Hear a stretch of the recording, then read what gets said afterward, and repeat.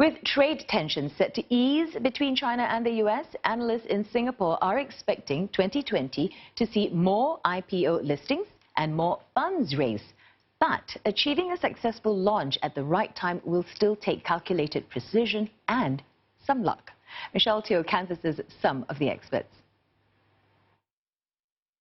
The US-China Phase 1 trade deal and the cooling of Brexit uncertainties have helped stabilise global markets.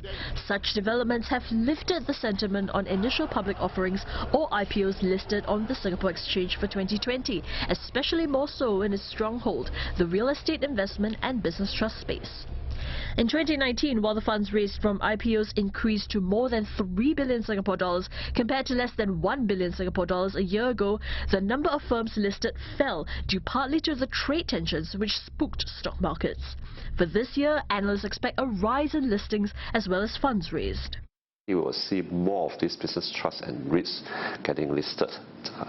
Basically because it's a low interest environment, and if investors want to go for yield, this is one of the assets that we'll be investing in. The other areas will be technology, healthcare, industrial and consumer products. These other sectors are attractive to investors in Singapore because they've got proven companies in this space and investors like that. But other geopolitical risks like the brewing tensions between US and Iran can easily undo growth sentiment. If you are geared towards an IPO, just be ready, because the windows are very narrow, so that when that window opens, companies can tap onto that window and IPO immediately. In doing an IPO, you need stability in the market to be able to price, to be able to book build, and to be able to execute the IPO. The problem, of course, nowadays is that the world is so volatile. Every day you've got geopolitical news, you've got trade tensions.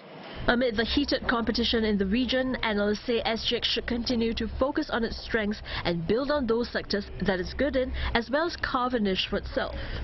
To be frank, there are a lot of competitions coming up from the region. So SGX should actually play on its strength.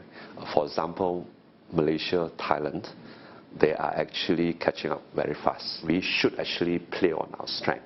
And our strengths are very obvious: REITs and business trusts, and some of the key sectors like healthcare, F&B.